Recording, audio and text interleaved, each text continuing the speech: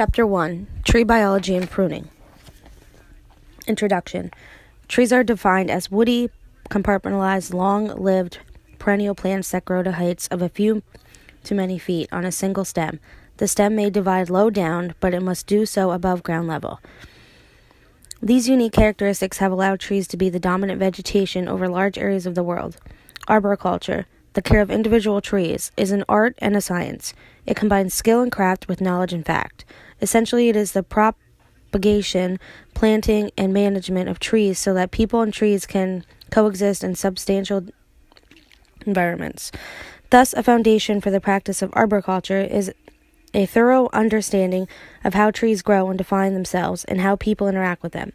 The skilled arborist learns how a tree grows and how to care for and manage it to supports its growth and development. Like physicians, arborists use knowledge of tree growth and development to diagnose problems, assess potential, and prescribe treatments, just as in medicine, prescription before diagnosis and malpractice. The arborist must understand tree biology before embarking on a program of care and management. The study of tree biology is the study of structure and function and the relationship between them. Anatomy and morphology are the studies of the component parts of the tree. Physiology is a study of the biological and chemical process within these structures, providing the basis for function. This text provides a review of these topics which you learned in your initial certification. In addition, it expands on the knowledge and concepts that are current within arboriculture. Tree biology refresher. Trees are compartmentalized, woody perennials. Essentially, they have three sections: a crown with leaves and branches, roots, and a trunk, sometimes called a bole or a stem, that connects the crown and the roots. All three components of the tree are essential and must be in physiological balance if the tree is to remain healthy. The roots anchor the tree in the ground. Arbors absorbs water and essential nutrition from the soil, transport those materials towards the trunk, and store starch reserves. Within the tree, the water and nutrients are transported upward via the xylem, or wood, through the trunk and branches to the leaves. The leaves are the organs that make food for the tree via the process of photosynthesis. Literally, photosynthesis means putting together with light. Photosynthesis takes place in cells that contain chloroplast, which in turn contain molecules of the green, light-absorbing pigment chlorophyll. The chloroplast or chlorophyll traps energy from sunlight and combines it with carbon dioxide from the air and water transported from the roots and produces carbohydrates in the form of sugars. A byproduct of the process is oxygen, which is released into the atmosphere through stomata. The sugar product of photosynthesis is sometimes called photosynthesate or carbohydrate. This is used as the energy source for the plant respiration. The photosynthesates move from their sources, the leaves where they are produced, to the sinks, the tree parts that use and or store more photosynthate than the produce. Photosynthetes are primarily transported downward throughout the tree via the phylum, or inner bark, and inward from the phylum to the xylem via the wood rays. These materials are stored as energy reserves in the form of starch or sugar. These energy reserves are the equivalent of animal fat and are released and used as required by the tree during normal biological functions. Energy is released to produce proteins, vitamins, and amino acids when combined with other essential elements absorbed through the roots, such as nitrogen, potassium, sulfur, and iron. Absorption and translocation. Water, mineral elements, and micronutrients enter the tree via the absorbing roots by a passive process called osmosis. This means that the water passes from an area of high potential, high water concentrate, to areas of low potential. Pure water has the highest potential. Adding any solutes, such as minerals or sugars, lower the potential. Water normally moves into roots when the water potential in the surrounding soil is high. Although the water absorbed by the roots is used for growth and metabolism, most is lost through transpiration. Water is effectively pulled by transpiration through the xylem to the leaves, where it is lost to the atmosphere through the stomata. This constant loss of water, which can be controlled by the tree, effectively ensures that the water continuously moves through the tree. The movement of photosynthate and other food elements occurs through the phylum. This process involves pumping, which in turn requires energy. The movement of water in the xylem and photosynthate in the phylum are examples of longitudinal or axial transport. Horizontal or radial transport is movement in and out of wood and cells of different ages. This normally occurs through the wood rays or ray cells. Rays are living channels of cells through which water, nutrients, and carbohydrates move laterally. Decay and developmental process. Trees are compromised organisms. Trees have the unique ability to form a reaction zone, which limits the spread of decay following an injury or pruning event.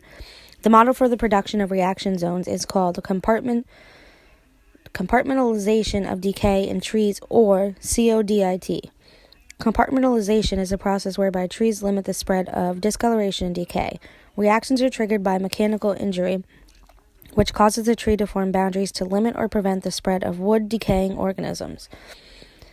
The CODIT model, the tree forms 4 barrier walls that limit the spread of decay in different planes within the tree as follows. The vertical wall resists spread of up and down through the tree by plugging xylem vessels and tracheids. The horizontal wall resists inward horizontal spread through the more compact summer wood cells and by depositing chemicals in active xylem cells. The lateral or radial wall inhibits lateral spread, that is, around the rings, by activating ray cells to resist decay. The barrier zone is a layer of wood formed immediately after injury, which resists the spread of microorganisms into new wood formed to the outside of the existing annual ring. Wall 1 is the weakest barrier, and Wall 4 is the strongest barrier. At times, the trees cannot resist the spread of aggressive pathogens. It is fairly common for Walls 1, 2, and 3 to fail, subsequently allowing decay to spread inside the tree. Wall 4, however, rarely fails, and thus decay is kept out of the new wood. Pruning. Removing branches for a defined reason is the most common tree maintenance procedure. Woodland trees grow well and survive with no pruning, but in urban environments or in proximity to human-made structures, pruning is often desirable and necessary if trees are to be retained safely. Because each tree pruning cut can potentially change the growth of a tree, no branch should be removed without a reason. Common pruning goals are to improve tree structure or health, to accommodate human needs such as clearance pruning or hazard mitigation, to increase light penetration, or to provide a view. In most cases, trees are pruned to correct or prevent a problem. Pruning cuts must be made with an understanding of how different tree species will respond to the cut. Improper pruning can cause damage that remains for the life of the tree. Understanding how a tree responds to pruning provides an opportunity for arborists to achieve the goal of retaining a healthy tree after completing pruning operations. The requirements of power line clearance means that the resulting shape may not always be aesthetically pleasing or appear natural. However, applying the principle of tree biology and response mechanisms minimizes the impact of line clearance pruning on tree health. Generally, all pruning should be done in accordance with the American National Standard Institute. The American National Standard for Tree Care Operations, Tree, Shrub, or Other Woody Plant Maintenance Standard Practices, and any revisions as they become available. In Britain, pruning work should be done in accordance with the British Standards Institute. Recommendations for tree work. The European Arboricultural Council, the EAC, has published a guide to pruning based on the British and North American standards, and other standards exist in Australia and elsewhere in the world. Whenever you are working, all pruning cuts should be done in line with the relevant standard. Where no standards exist, ANSI A300 and BS 3998 provide the necessary guidelines. Utility line clearance pruning. In general terms, utility line clearance pruning is undertaken for a variety of management reasons. However, the primary objective is to keep trees and or other branches clear of overhead power lines. Trees can cause power outages through structural failure by causing damage to lines or poles, or electrical shorts, which may result in loss of service, fires, or damage to utility equipment. Pruning and, in some cases, removing tree is necessary to provide and maintain an adequate clearance so that power interruption is minimized. Trees should be pruned based on the species, growth rates, power line voltage, construction, and location of the tree in relation to conductors. The goal of utility tree pruning is to minimize and or eliminate service interruptions, avoid equipment damage, comply with applicable legislation, and ensure that electric utilities meet their responsibilities to provide a continuous supply of quality electric safely and efficiently. While that duty must be discharged with due regard for the environment. Various legal and regulatory restrictions sometimes require pruning trees in ways that go beyond what would normally be aesthetically acceptable in landscaping situations to accomplish the necessary objectives. Regardless of the goal, pruning cuts should be made in accordance with A300, BS 3998, or appropriate regional standards, and the natural shape and structure of the tree should be maintained as far as possible. Only qualified line clearance tree trimmers or line clearance trainees should engage in line clearance work. Principles of pruning. When pruning trees for any reason, including utility line clearance, branches should be cut back to an existing branch or stem node that is large enough to assume apical dominance and support the remaining stem. Drop crotch and thinning cuts are examples of nodule cuts. Topping or heading, an acceptable practice is cutting branches to stubs or laterals. Internodal cuts that are not large enough to assume the terminal role. It can severely weaken or even kill some tree species.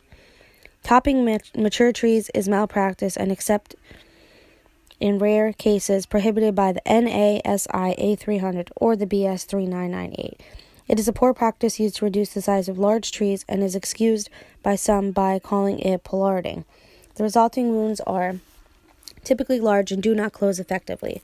The net loss of foliage can lead to dieback of the retaining parts, which can in turn lead to extensive decay problems. Regrowth may be structurally unstable and become hazardous to the targets around the tree, such as overhead power lines, roads, sidewalks, and buildings. Topping is an unacceptable practice that will inevitably lead to additional hazards and increased liability for the practitioner. Topping should be avoided at all costs by the utility arborist. Pollarding is a form of internodule pruning that is used in some areas of the United States but is more common in Europe.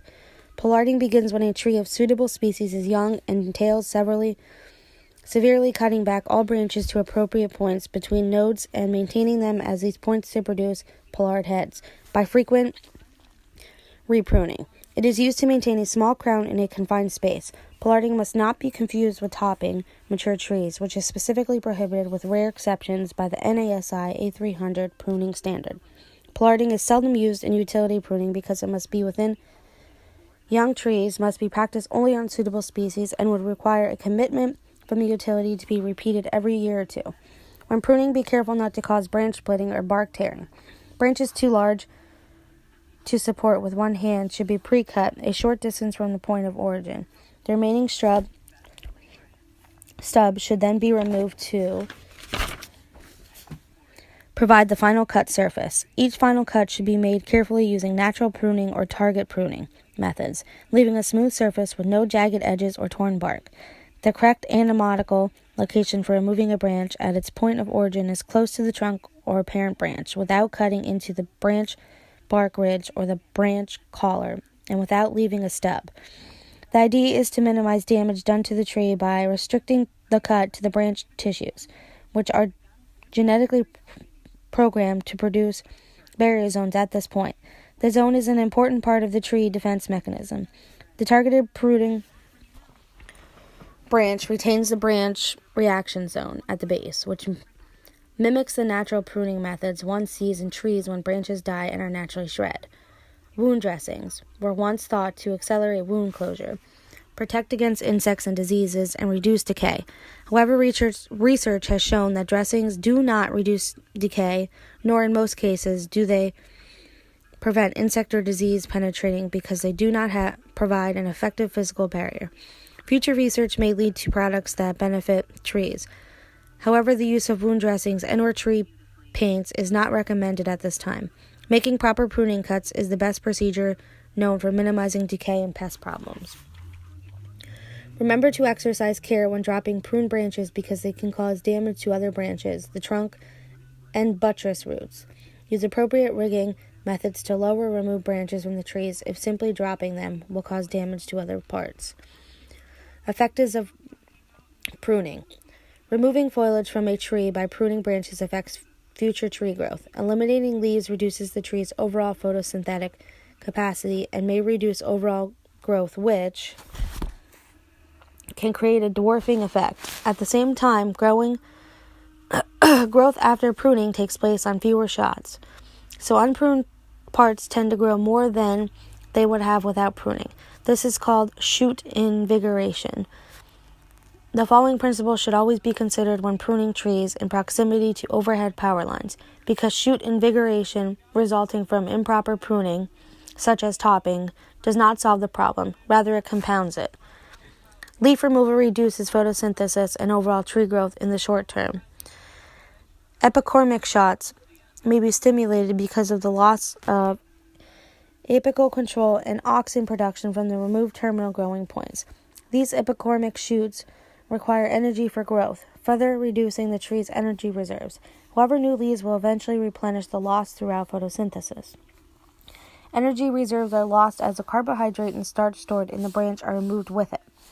Valuable stored carbohydrate starch is used within the remaining parts of the tree, where walls of compartmentalization are formed to lock up or seal off pruning cuts from invasion by insects and disease organisms. Many trees have sufficient stored energy reserves to cope with loss of some reserve through pruning. However, stressed trees with low energy reserves may be more seriously affected by pruning. Example of times when trees experience stress included the period shortly after full leaf expansion in the spring, during severe droughts, and following construction injury. Stressed trees may further be weakened by pruning, making them more susceptible to colorization by decaying organisms. As a general rule, pruning cuts should not exceed 1/3 of the diameter of the parent stem.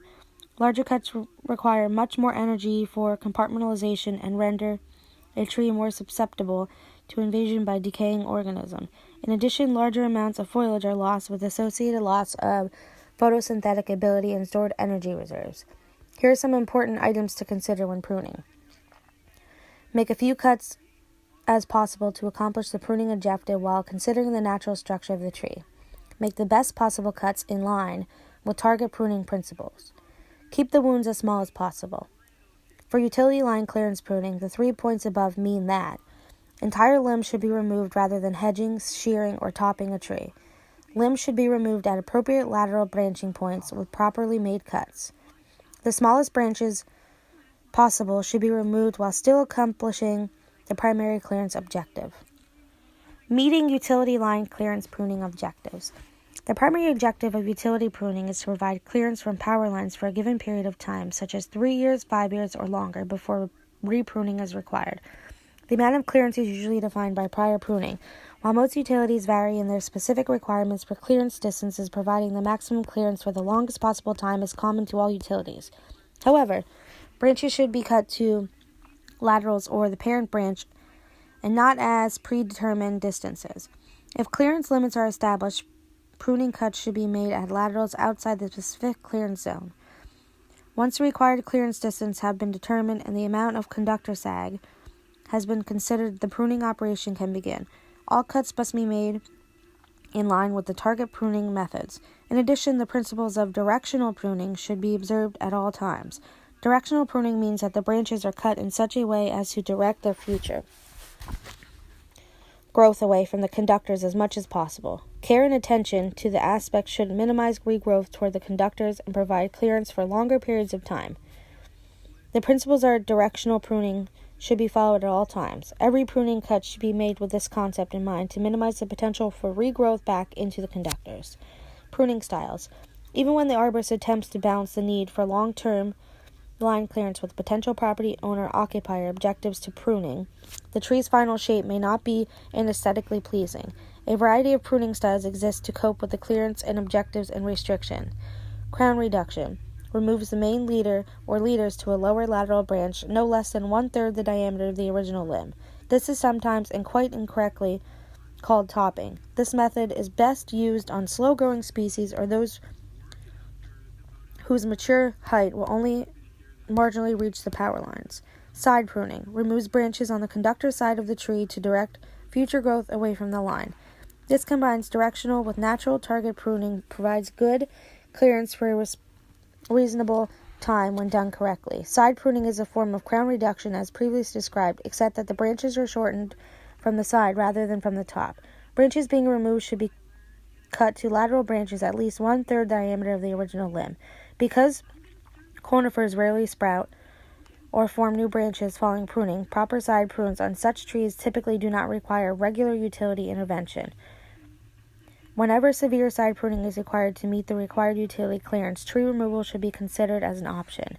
Overhanging branches can be left in place providing they have strong branch attachments and are unlikely to fail in a windstorm or under the weight of snow and have sufficient clearance to the conductors below. Overhanging branches are a major cause of electrical utility outages.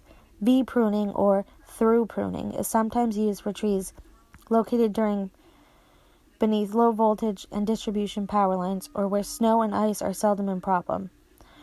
The styles are similar except that in V-pruning there is no overhang above the conductors. With through pruning, there is overhang above the power lines and the finished job may resemble a tunnel through the crown. If done sensitively, the crown of the trees can appear largely unaltered. Pruning cycles. Because clearance between trees and power lines has to be maintained at all times, trees must be pruned repeatedly over the years. Pruning should therefore be undertaken on a pruning cycle.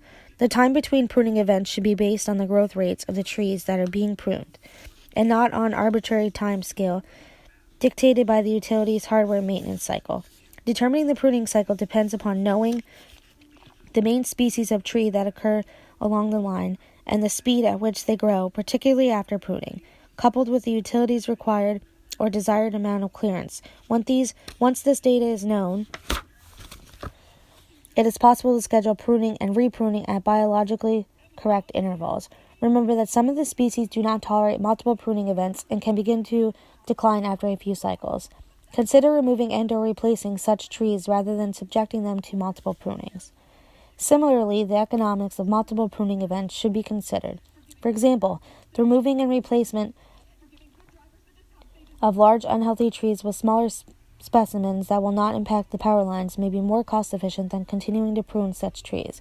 By contrast, removing and replacing very large trees will cost much more money than continued pruning. When a tree is first pruned for utility reasons, example in the first cycle, as much branch material as appropriately according to the situation and pertinent standards should be removed by correct pruning practices. Remember, however, that for mature trees, no more than 1/4 of the crown should be removed within a growing season. The first cycle is the time to implement both natural, target, and directional pruning methods to avoid unnecessary future problems. Suggestions have been made that 90% of the time, the removal of the 3 branches produce the majority of the clearance required. This is so-called 90-3-90 concept. Considering that concept before pruning is undertaken is fine. However, it should not be applied rigorously because in some instances it will result in acceptable large cuts and/or removal of the majority of the crown. Discretion and common sense are required in the decision-making process. Tree growth regulations. Tree growth regulations are chemical substances. Tree growth regulators are chemical substances that enhance or alter the growth and development process of the tree. In most cases, these chemicals either increase or decrease normal growth, flowering, or fruiting.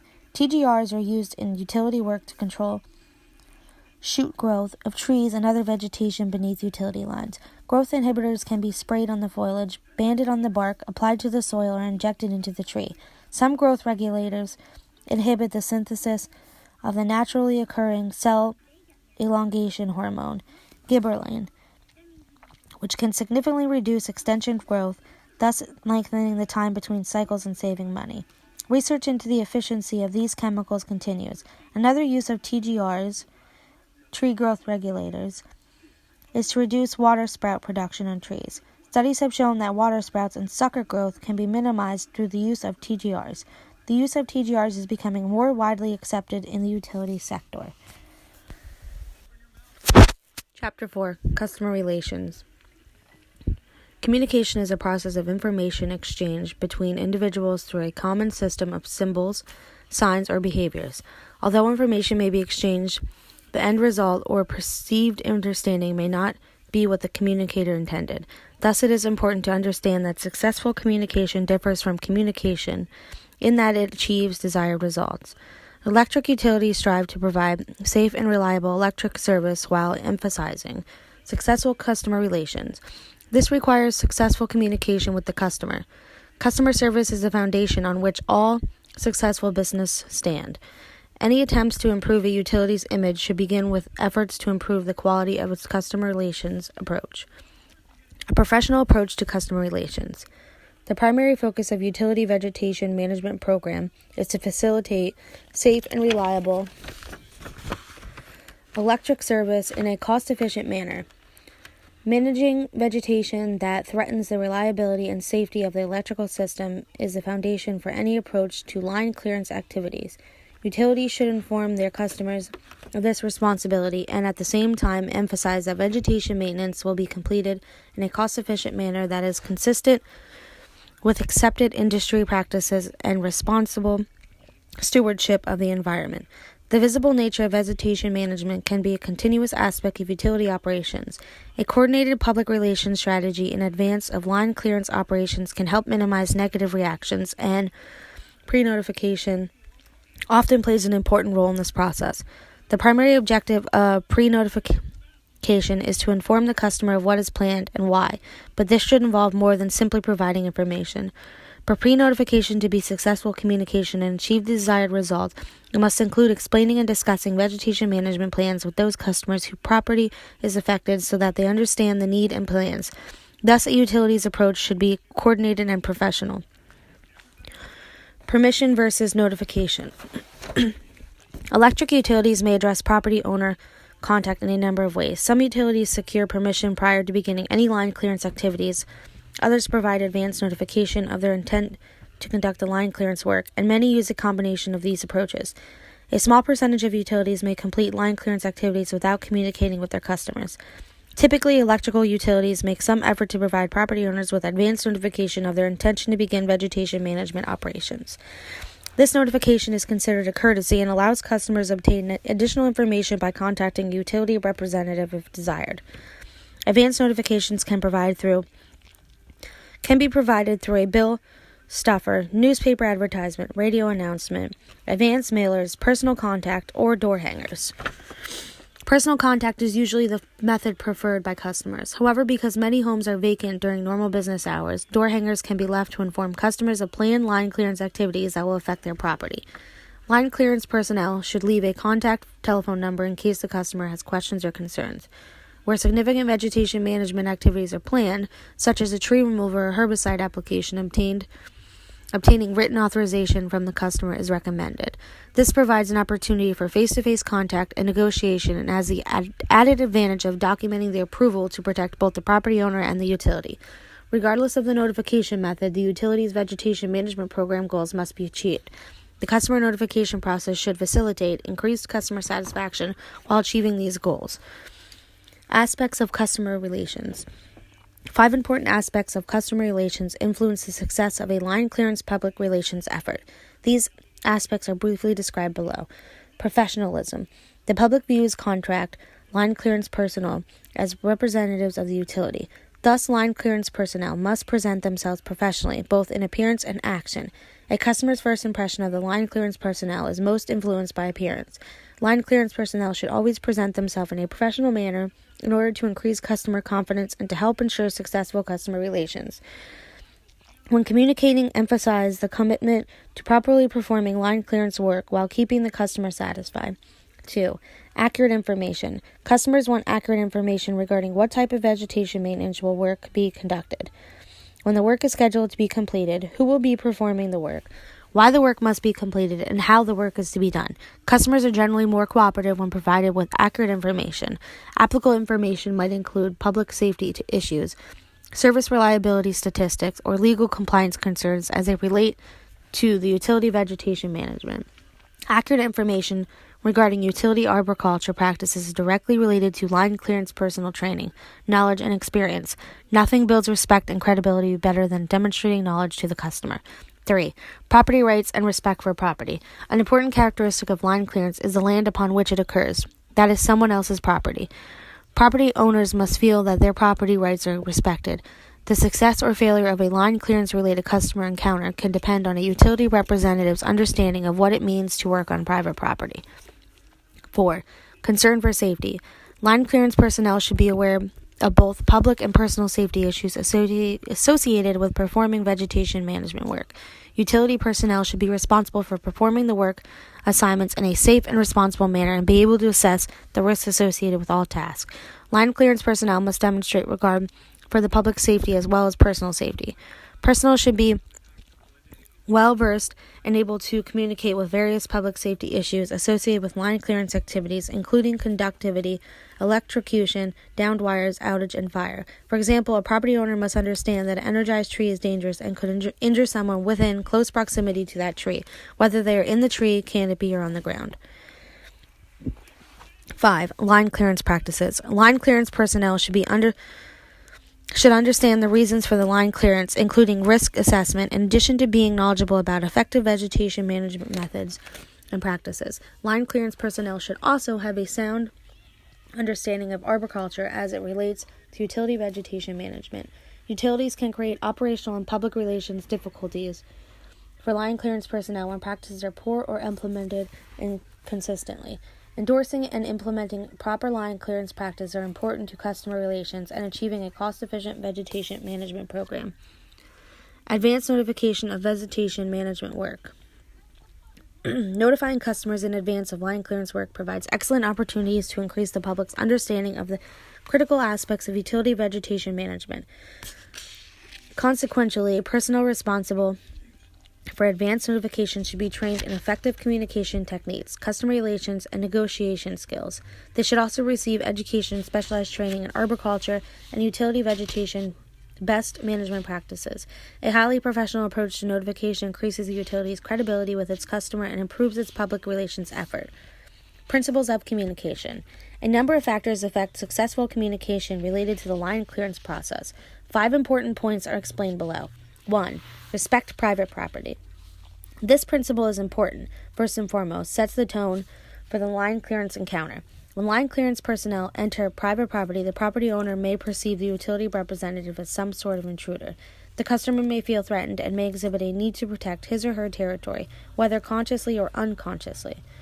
Therefore, the success or failure of a line clearance-related customer encounter often depends on the utility representative approaching the responsibility associated with working on private property. Customers may respond negatively to the line clearance encounter if the utility representative does not demonstrate respect for the customer's private property. It is important for utility representatives to clarify and clearly identify themselves to customers with a badge or similar documentation by stating their name, their position, the utility they represent, and the purpose of the visit. Demonstrate respect for the private property. For example, do you have a preference as to where you would like me to park my truck? Is there any part of the yard where you don't want me to walk? Would it be alright if I use your trash can? 2. Understand that messages have multiple meanings. When we communicate with one another, we consider 1. What the person is saying, 2.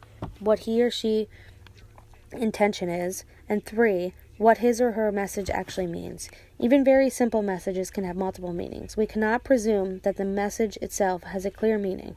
Something must drive meaning. That something is context. Devoid of context, messages have no singular meaning.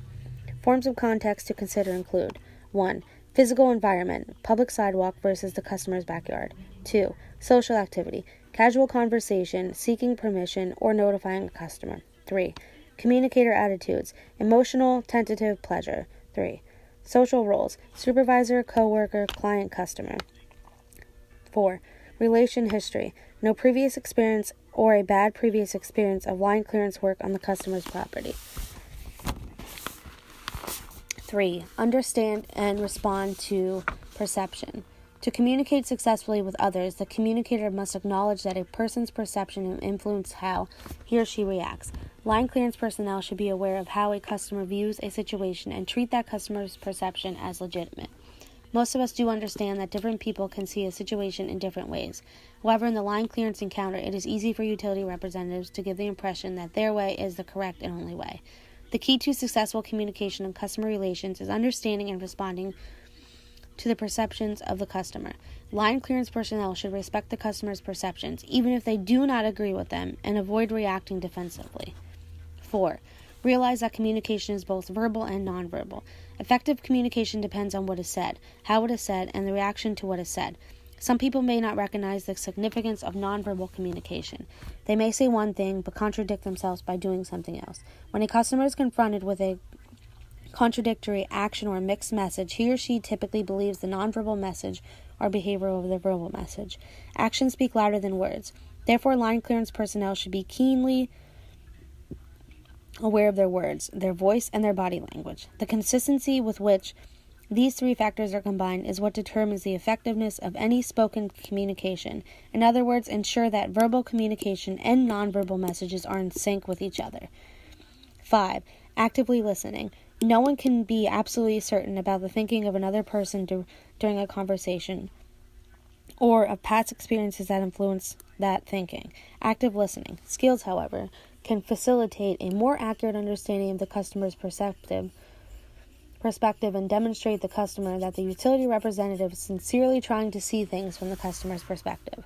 Active listening involves restating or rephrasing the customer's message and involves temporarily suspending a response to what someone is saying in order to discern what the customer means. Some guidelines for active listening include the following. 1. Do not immediately agree or disagree with the customer's perspective.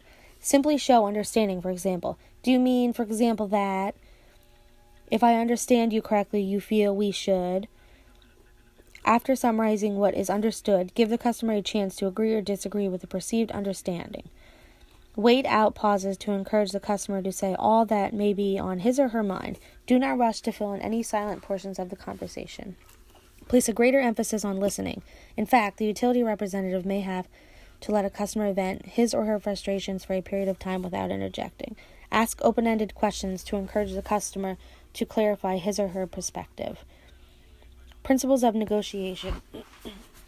As the utility industry becomes increasingly more competitive, a utility's ability to provide customers with safe, reliable, and responsive service at a minimum cost will significantly influence success and growth.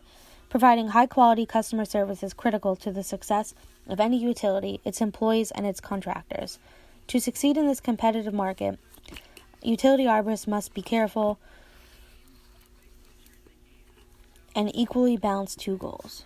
Line clearance goal. To achieve adequate clearance to ensure safe and reliable electrical service. Achieving this goal is a function of the utility's vegetation management program, as well as an individual utility arborist knowledge, expertise, and experience. Customer satisfaction goal. To leave customers satisfied to the optimal extent possible. Accomplishing the goal is a function of the way utility arborist communicates and negotiates. Remember, utility arborists must influence customer satisfaction across 5 important areas while explaining the necessity of line clearance work. Often the utility arborist and the customer have different perspectives and objectives, which can lead to the disagreements regarding the best way to resolve a line clearance issue.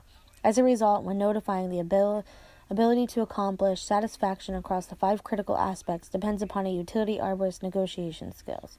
Various approaches to negotiation exist, but successful negotiation depends on a number of factors. Each negotiation approach has its place, but one or more is appropriate when seeking line clearance permission. First, however, this section will explore the basic approaches to negotiation and examine how they differ. Hard bargaining. Most people consider negotiation a win or loss process for which the objective is to get rather than give. This traditional bargaining model was developed to deal with the distribution of scarce resources and protection of its self-interest. Effective negotiation depends on a carefully planned bargaining strategy that incorporates certain elements or limits. Hard bargaining identifies a target point, the best possible outcome one hopes to achieve. Identifies a resistance point or bottom line, the worst position one is willing to concede. Utilizes persuasive to reach a settlement that is as close as possible to one's target point without going below the resistance point. To succeed, the arborist has to understand the basic process of bargaining, because information may be considered power. The process of offers and counteroffers gives information about positions and indicates levels of commitment. Some basic principles related to the hard bargaining process include 1. Making extreme initial offers. 2. Making small incremental consciences and not being the first to give ground on the initial offer. 3. Expecting and demanding reciprocal concessions. Because hard bargaining assumes that for every gain the utility makes, the customer must lose. It often entails arm twisting when the customer is slow to accept the line clearance position. Hard bargaining can facilitate achieving the line clearance goal, but typically compromises achieving the customer satisfaction goal. Thus, hard bargaining typically is not an effective method of line clearance negotiation.